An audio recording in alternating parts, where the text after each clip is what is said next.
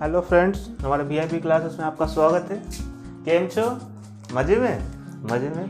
तो आज आपके लिए हम क्या फर्स्ट एक्सरसाइज का ऑब्जेक्टिव क्वेश्चन लेकर आए हैं, जो हमारे बुक के एक्सरसाइज से जो भी इम्पोर्टेंट क्वेश्चन सब निकलेगा वो सारा क्वेश्चन हम आपके लिए आज लेकर आए हैं। इस वीडियो को देखना, इस वीडियो को देखने के बाद आपका ये एक्सरसाइज बहुत अच्छे से कंप्लीट हो जाएगा, ठीक है। इसलिए इसको आप टाइम देकर देख लेना अच्छे से, इससे आपका एक्सरसाइज बेहतर होगा ही, इससे आपका ऑब्जेक्टिव भी स्ट्रॉन्ग हो जाएगा। और आप जानते हैं आजकल का एग्जाम का पैटर्न जो हो गया वो क्या हो गया है, मैक्सिमम ऑब्जेक्टिव होता है, अर्थात ऑब्जेक्टिव इतना ज़्यादा होता है कि बच्चा ऑब्जेक्टिव भी ठीक से अगर पढ़ ले तो अच्छा मार्क्स ला सकता है। और सब्जेक्टिव भी होता है, लेकिन ऑब्जेक्टिव आजकल के एग्जाम के लिए काफ़ी महत्वपूर्ण हो गया है, ठीक है। तो चलिए देखते हैं फर्स्ट क्वेश्चन क्या कहता है, ठीक है। आराम से देखेंगे इसको हम। तो कहता है सोने का परमाणु संख्या, मतलब एक गोल्ड का नाम सुने होंगे, ठीक है। यहाँ पे जो क्वेश्चन है ये सोना का परमाणु संख्या क्या होगा। तो सोना का परमाणु संख्या कितना होता है 79। इस बात को ध्यान में रखेंगे, ठीक है। क्यों ध्यान में रखेंगे, इसके पीछे का भी कारण हम बताएंगे आपको जब इसका हम न्यूमेरिकल्स करवाएंगे, इसका न्यूमेरिकल्स भी हम करवाएंगे आपको, ठीक है। तो इसका क्यों, मतलब और सब के बारे में ना पढ़ के हम सोना के बारे में आपको क्यों पढ़ा, इसका कारण भी हम आ गया है, आने वाले समय में आपको बताएंगे।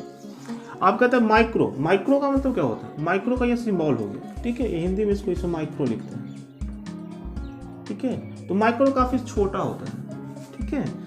तो कितना छोटा होते हैं, तो 1 का 2 3 4 5 6, मतलब 1 का इकाई दाई सैकड़ा हजार दस लाखवां भाग तो बोला गया है माइक्रो, ठीक है। तो अर्थात इस तरीके से अगर थोड़ा सा हम बायोलॉजी में चले जाएं तो बैक्टीरिया को जो नापा जाता है, ठीक है, वो किस में नापा जाता है, माइक्रो में नापा जाता है। और अभी आप सुने होंगे वायरस का नाम काफ़ी ज़्यादा सुने होंगे, वायरस को जो नापा जाता है वो मिली माइक्रो में नापा जाता है, मतलब उससे भी छोटा होता है। वायरस जो होता है वो इससे भी छोटा होता है, मतलब बैक्टीरिया से भी क्या होता है, काफ़ी छोटा होता है। अगर एक नैनो कूलम का मान पूछेगा तो आप बोलोगे 10 की पावर -9 C, ठीक है। एक इलेक्ट्रॉन पे कितना चार्ज होगा, ये बहुत फेमस क्वेश्चन है। एक इलेक्ट्रॉन पे, ये 9th में भी है, 10th में भी है, 11th में भी है, 12th में भी है, और ऑल कंपटीशन में भी आता है। तो इसको आप एकदम दिमाग में ही रखोगे, ठीक है, कि अगर एक इलेक्ट्रॉन का मान अगर आपसे पूछ रहा है तो एक इलेक्ट्रॉन का मान जो बोलोगे क्या बोलोगे, 1.6 × 10⁻19 C फॉर कूलम। कूलम किसका मात्रक होता है, आवेश का। देखिए यहाँ पे क्वेश्चन भी एक क्वेश्चन था हमारा, आवेश का ऐसा मात्रक क्या होता है, कूलम, ठीक है। कूलम और संकेत में क्या लिखते हैं, C लिखते हैं, ठीक है। और एक ये भी क्वेश्चन काफी ज्यादा इंपॉर्टेंट है कि अर्थात एक कूलम में कितना इलेक्ट्रॉन होता है, एक कूलम में कितना इलेक्ट्रॉन होता है, ठीक है। तो एक कूलम में जो होता है वो कितना होता है, ध्यान देंगे 6.25 × 10⁻18 मतलब 18 इलेक्ट्रॉन होता है, ठीक है। ये सब चीज को हम बस बोल रहे हैं और आप देखते रहो, ठीक है। एक बार देख लो, ना मन भरे तो एक बार और देख लो, देखते देखते कोशिश करो कि उसको हम याद कर लें, ठीक है। नोट करने से अच्छा है कि उसको आप देखो, ठीक है। देखने से क्या होगा, आपका ब्रेन जो होता है वो क्या आजकल पिक्चर को खोजता है, मतलब देखना चाहता है कि हाँ फोटो में, मतलब कैसे आप किसी मूवी को देखते हो तो मूवी आपको याद हो जाता है, कि किताब पढ़ा हुआ चीज़ याद होता है कि नहीं याद होता है। तो कोशिश करेंगे, अगर फिर भी नहीं होता तो उसको हम कॉपी में, किसी कॉपी में नोट डाउन कर लेंगे, ठीक है। चलिए एप्सिलॉन 0, मेरा पिछला क्लास देखे होंगे तो आपको हम बताएंगे एप्सिलॉन 0 का मान, ठीक है। लेकिन ये तो ऑब्जेक्टिव में भी बनता है, तो ये 12th के एग्जाम के लिए बहुत ही इंपॉर्टेंट होता है। तो 8.9 ये अप्रॉक्स में होता है, ठीक है। अप्रॉक्स का सिंबल ऐसे ही होता है, 8.9 × 10⁻12 C², मतलब C फॉर कूलम का मात्रक होता है, सॉरी आवेश का मात्रक कूलम होता है, N मतलब बल इनवर्स और मीटर इनवर्स। चलिए अब कहता है कि अगर इसको हम क्या करें, इतना बड़ा मात्रक को अगर हम क्या करें, शॉर्टेज कर दें। तो देखिए यहाँ पे आपको क्या दिख रहा है, मीटर कितना था, 2 था, कितना 1 कम गया, अर्थात देखिए C² और ये स्क्वायर, मतलब कितना के जगह पे ये वैल्यू आ गई, 1 फैराडे आ गई, ठीक है। तो कहता है कि अगर इसको आप ध्यान से देखोगे तो कह सकते हो कि सर इसकी ये हट गया, चलिए ये हट गया, और m कितना था, 2 था, ये हट गया, ठीक है। इतना हट गया और इतना की जगह क्या आ गया, f आ गया। तो आप बता सकते हो कि f का मान, अगर f का मात्रक आपसे पूछेगा तब क्या बोलोगे, ठीक है। देखो इतना को हटा दिया और खुद आ गया, इतना की जगह f आ गया और m के जगह पे ये आ गया, तो फैराडे मीटर इनवर्स, ठीक है। आप या तो इतना बड़ा यूनिट याद रख सकते हो या आप ये याद रख सकते हो 8.9 × 10⁻12। वैल्यू में तो परिवर्तन नहीं होता, मात्रक में परिवर्तन हो सकता है। ये बराबर इसके लिए बराबर, इसलिए ध्यान देंगे ये बराबर इसके लिए बराबर है, ठीक है। इसकी जगह पे ये लिख दिए। अब धारिता कैपेसिटर, ठीक है, आने वाले नेक्स्ट क्लास में आपको ये भी बताएंगे धारिता होता क्या है, ठीक है। फैन वगैरह देखे होंगे, कंडेंसर लगा हुआ देखे होंगे, वो खराब होता है तो फैन का स्पीड कम जाता है ना, तो वो एक प्रकार का ये क्या होता है, कंडेंसर होता है। इसके बारे में आपको हम बताएंगे। चलिए फैन चालू कर लेते हैं। चलिए फिर क्या हमारे पास है, परावैद्युता। परावैद्युता का ऐसा मात्रक क्या होगा, ठीक है। तो परावैद्युता का मात्रक देखिए आप, ठीक है। परावैद्युता का देख लीजिए मात्रक क्या होगी, एफ मीटर इनवर्स। क्या हो गया, एफ मीटर इनवर्स। इसका मतलब क्या हुआ, एप्सिलॉन 0 और परावैद्युता। एप्सिलॉन 0 और परावैद्युता का देखिए मात्रक सेम हो गया, अर्थात आप कह सकते हैं कि दोनों क्या हो गया, सेम राशि हो गया। कौन सा राशि हो गया, सेम राशि हो गया। फिर क्या कहता है, परावैद्युता का बीमा क्या होगा, ठीक है। बीमा, बीमा का मतलब क्या होगा कि इसमें ये बताना होता है कि उसमें क्या क्या है, ठीक है। तो देखिए ए स्क्वायर मतलब विद्युत धारा का पावर 2, यहाँ पे ए फॉर एम्पियर होता है, टी फॉर टाइम होता है, एम फॉर क्या बोलते हैं उसको, L for length, M for mass, हाँ मास हो जाएगा, ठीक है। इस तरीके से इसका ये हो जाएगा। चलिए एक हमारा है एकांक आवेश। एकांक आवेश, एकांक आवेश पे कितना बल लगेगा, ठीक है। एकांक आवेश का मतलब क्या होगा, यहाँ पे प्लस और यहाँ पे प्लस है। अब दोनों एक दूसरे को कितना बल से धक्का देगा, पॉजिटिव तो क्या करेगा, धक्का देगा, पॉजिटिव तो धक्का देगा ना, एक दूसरे को धक्का देगा, और निगेटिव तो एक दूसरे को क्या करेगा, खींचेगा, ठीक है। तो कहता है कि यहां भी बल लग रहा है, यहां भी बल लग रहा है और यहां भी बल लग रहा है, दोनों में दो प्रकार का बल लग रहा है। यहाँ पे अट्रैक्शन हो रहा है, नीचे वाले में अट्रैक्शन हो रहा है, नीचे वाले में अट्रैक्शन हो रहा है, ऊपर वाले में रिपल्सन हो रहा है, मतलब दूर भगा रहा है। दो मैग्नेट है, साउथ साउथ पोल मैग्नेट है, दूसरे को दूर भगा रहा है। तो दूर भगाने में कितना बल लगेगा और पास आने में कितना बल लगेगा। अगर सारा वैल्यू हम एक एक ले लें, इसका वैल्यू भी एक ले ले, इसका वैल्यू भी एक ले ले, दूरी भी एक ले ले, ठीक है, तो जो रिजल्ट आएगा वो रिजल्ट क्या आएगा, अर्थात ये आएगा। इसको भी आप याद कर लेंगे क्योंकि ये 12th के लिए बहुत ज़्यादा इंपॉर्टेंट है, और आप क्वेश्चन में देखोगे तो बहुत ये क्वेश्चन क्या कर चुका है, ये आ चुका है। क्वांटमीकरण, क्वांटमीकरण क्या है, ये टॉपिक आपको पढ़ाया था, उसमें आपको बता दिए थे, ठीक है, कि आवेश जो जाएगा वो 1, 2, 3, 4, 5 के रेशियो में जाएगा, ना कि हाफ हाफ नहीं जाएगा, पॉइंट में नहीं जाएगा। ये हमारा एक क्वांटमीकरण हो गया, जो भी ये भी क्या है 12th के लिए बहुत मोस्ट इंपॉर्टेंट क्वेश्चन है, ठीक है। ये चीज़ तो सीखने वाला क्वेश्चन है। आवेश उत्पन्न होने का कारण क्या है, आवेश, आवेश का मतलब समझ रहे हैं, आवेश मतलब आवेश कब होगा, जब हाथ को इस तरीके से क्या करेंगे, घर्षण करेंगे, घर्षण करने से क्या होगा, आवेश उत्पन्न होगा। अर्थात दो वस्तु को, जब हम लोग पिछले क्लास में भी हम लोग पढ़े थे कि जब दो वस्तु को आपस में क्या करते हैं, घर्षण करते हैं, तो इसका कुछ इलेक्ट्रॉन इसमें आ जाता है, इलेक्ट्रॉन ट्रांसफर हो गया, तो क्या हो गया, इसके पास टोटल 10 प्लस और 10 माइनस था, लेकिन रगड़ने से क्या हो गया, वो 10 प्लस तो 10 हुआ, लेकिन माइनस इसके पास 8 हो गया, मतलब दो माइनस किसके पास आ गया, इसके पास आ गया। ये धन आवेशित हो गया और ये ऋण आवेशित हो गया। तो ऋण आवेशित क्यों हुआ, ऐसे तो नहीं था, ऐसे तो ऋण आवेशित नहीं था, लेकिन ऋण आवेशित कब हुआ और धन आवेशित कब हुआ, जब हम लोग क्या किया आपस में, दोनों का घर्षण किए, फ्रिक्शन किए, ठीक है। तो इसलिए आवेश जो उत्पन्न होता है, आवेश उत्पन्न होने का सबसे मेन कारण क्या है, वो है घर्षण। अगर घर्षण ना किया जाए तो आवेश उत्पन्न कभी नहीं होगा। आवेश का ये बहुत नॉर्मल क्वेश्चन है, लेकिन नॉर्मल होते हुए भी एग्जाम में आता है, ठीक है। इसको तो याद ही रखना है, आया ना है इसको तो याद रखना, क्योंकि न्यूमेरिकल्स बनाएंगे तो इसमें हमको बहुत ज़्यादा यूज होने वाला है। आवेश का ऐसा मात्रा जो होता है क्या होता है, कूलम्ब होता है। आवेश का ऐसा मात्रा क्या होता है, कूलम्ब होता है। आगे हम लोग और ऑब्जेक्टिव देखेंगे। इस तरीके से वीडियो को पॉज करके सारे ऑब्जेक्टिव को क्या कर लीजिए, नोट डाउन कर लीजिए, फिर हम लोग देखते हैं नेक्स्ट क्वेश्चन नंबर 16 देखते हैं। क्वेश्चन नंबर 16 क्या कहता है, तो क्वेश्चन नंबर 16 में अगर आपसे ये पूछा जाए, ए है मतलब विद्युत धारा है, विद्युत धारा कैसे निकाला जाता है, तो विद्युत धारा अगर यहाँ से देखा जाए, विद्युत धारा अगर निकालना होगा आपको तो क्या करोगे, आवेश को समय से डिवाइड कर दोगे, आवेश बाय समय, ठीक है। तो विद्युत धारा का ये फार्मूला हो गया। अगर विद्युत धारा आपको कभी निकालना हो, क्वेश्चन में आ जाए, तो आप क्या करोगे, आवेश को समय से भाग कर दोगे। समय जो होगा वो किस में होगा, सेकंड में होगा, ठीक है। तो अब कहता है कि मान अगर आपको विद्युत धारा का मात्रक निकालना हो तो क्या करोगे, तो आवेश का मात्रक आप जानते हो आप कूलम्ब होता है, और समय का मात्रक क्या होता है, सेकंड होता है। तो क्या हो जाएगा, कूलम्ब बाय सेकंड। इस तरीके से आप बता सकते हो विद्युत धारा का ऐसा मात्रक क्या होगा। 1 सिवाय 1, मतलब इस तरीके से कूलम बाय सेकेंड। अब कहता है कूलम का नियम क्या है, बहुत बार एग्जाम में आ चुका है, ठीक है, इसको आप देख लेंगे और पिछले क्लास में इसका हम प्रूफ भी दे चुके हैं, अब इसका प्रूफ भी देख लेंगे। कूलम का नियम तीन तरीके से पूछा जा सकता है, ऑब्जेक्टिव में जो होगा वो 3 तरीके का हो सकता है, ठीक है, इसलिए हम तीनों तरीका देखेंगे। कूलम का नियम ये भी है, ठीक है, कि दो वस्तु के बीच, एक यहाँ वस्तु एक यहाँ वस्तु, दोनों धन आवेशित है, दोनों के बीच क्या बल लग रहा है, ठीक है, इस बल को निकालने का फॉर्मूला है कि दोनों के परिमाण को आपस में क्या कर दो, गुना कर दो, इसका परिमाण और इसका परिमाण को आपस में गुना कर दो। गुना करने के बाद आपको मालूम चल जाएगा कि दोनों के बीच क्या बल लग रहा है, ठीक है, तो ये पता करने का फॉर्मूला हो गया, कूलम द्वारा दिया गया था।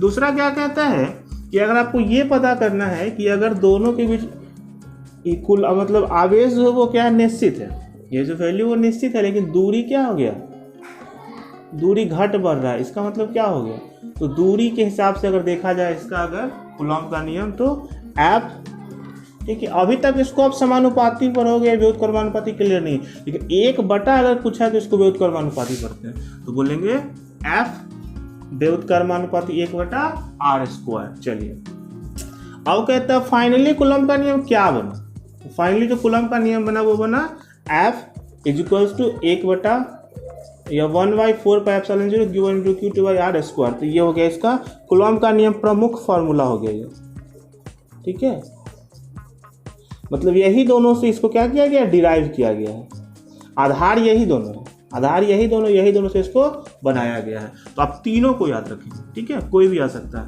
अब कहता है आवेश का रैखिक घनत्व का ऐसा ही मात्रक क्या होगा, आवेश के रैखिक घनत्व का ऐसा ही मात्रक, तो फॉर्मूला होता है इसका आवेश बटा लंबाई, आवेश कितना है इसी को बुलाया जा रहा है कि घनत्व बोला गया, तो आवेश का क्या हो जाएगा, कूलम, और लंबाई का मीटर, तो मीटर इनवर्स ऊपर चला जाएगा, तो क्या हो गया, कूलम मीटर इनवर्स हो गया। अब बताइए आवेश का पृष्ठ घनत्व, पृष्ठ घनत्व का फॉर्मूला होता है आवेश बटा क्षेत्रफल, तो आवेश का c हो गया, क्षेत्रफल का क्या हो गया, मीटर स्क्वायर होता है, तो यही जब नीचे से ऊपर जाएगा तो मीटर क्या बन जाएगा, -2 बन जाएगा। चलिए अब कहता है आवेश का आयतन घनत्व, तो आयतन देखिए नाम से स्पष्ट हो रहा है, आयतन बोल रहा है ना, मतलब आवेश को आयतन से डिवाइड कर देना, आवेश को आयतन से भाग कर देना, तो आयतन का होता है मीटर क्यूब, यही जो ऊपर जाएगा तो क्या बन जाएगा, माइनस बन जाएगा, तो कूलम मीटर इनवर्स। तो तीनों को एक जगह लिखने का मेरा मकसद क्या था, देखिए यहाँ पे ध्यान दीजिएगा, तो क्या है -1 -2 और -3, ठीक है, इस तरीके से आप तीनों को एक ही बार याद कर लेंगे ताकि आपको ज़्यादा दिक्कत ना हो। एक हमारा था अभी थोड़ा देर पहले, हम पहला क्वेश्चन हमारा था सोना का, हम लिखवाए थे क्या, परमाणु संख्या, तो सोना का परमाणु संख्या लिखाने का क्या मतलब हो गया कि अगर सोना के नाभिक पर पूछा जाए कितना आवेश है, तो देखो उसके परमाणु संख्या को, एक इलेक्ट्रॉन पर उपस्थित आवेश से गुना कर देंगे, एक इलेक्ट्रॉन पर उपस्थित आवेश से गुना कर देंगे, इस तरीके से बता सकते हैं कि सोना के नाभिक पर कितना आवेश होगा, इस तरीके से आप उसका आवेश कैलकुलेट कर सकते हैं। यदि दो आवेशों के बीच की दूरी आधी कर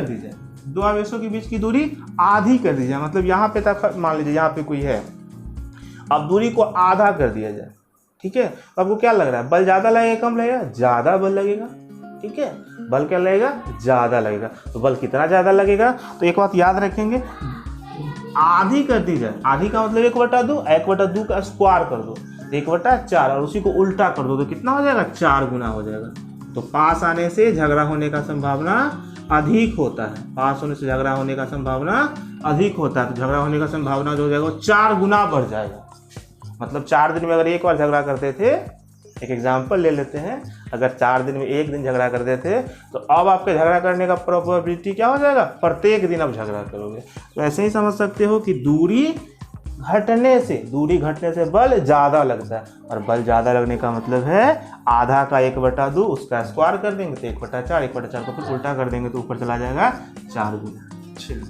अब आ जाते हैं, यदि दो आवेशों के बीच की दूरी दुगनी कर दी जाए, मतलब यहाँ पे कोई आदमी था, अब यहाँ पे कर दिया जाए, तो आदमी जो कहने का मतलब ये हो गया कि जो आदमी क्या था, यहाँ पे था, 4 दिन में झगड़ा कर रहा था, पास आने से प्रत्येक दिन झगड़ा करने लगा, अब जो वहाँ था फिर उसको क्या कर दिया गया, उसको फिर दुगुना दूरी पे कर दिया गया, तो दूर ज़्यादा होने से क्या झगड़ा का संभावना कम जाता है, इस तरीके से क्या हो जाएगा, झगड़ा का संभावना कम गया, मतलब अब क्या हो गया, 1/4 ग्राम। प्रोबेबिलिटी कम रहा है ना, झगड़ा करने का प्रोबेबिलिटी कम रहा है, इसलिए 1/4। अब कहता है कोई वस्तु को धन आवेशित कब मानेंगे, तो कोई वस्तु को धन आवेशित तभी मानेंगे जब वो क्या करता है, इलेक्ट्रॉन को खो देता है। अब ये क्या है, ये उदासीन है क्योंकि 3 प्लस और 3 माइनस है, लेकिन यही जब क्या करेगा, ये इसको 1 दे देगा, 3 3 3 1 2 3, अब यही 1 इलेक्ट्रॉन इसको दे देगा। तो देने से क्या हो गया, इलेक्ट्रॉन के खोने से ये वस्तु क्या हो गया, इलेक्ट्रॉन के खोने से क्या होगा, ये तो प्लस प्लस न्यूट्रल हो गया, 0 0। अब ये क्या बच गया इसके पास, प्लस चार्ज बच गया। तो इलेक्ट्रॉन के खोने से क्या बन गया, ये वस्तु धन आवेशित बन गया। तो इलेक्ट्रॉन के खोने से वस्तु धन आवेशित होता है। और इलेक्ट्रॉन जो पाया होगा, देखिए यहाँ पे 1 2 3 1 2, अब इलेक्ट्रॉन ही पा लिया होगा, 1 2 3। अब इसके पास भी 3 माइनस था पहले से और एक इससे ले लिया, तो देखिए अब इसके पास प्लस माइनस खत्म, प्लस माइनस खत्म, प्लस माइनस खत्म, 1 इलेक्ट्रॉन ज्यादा बच गया।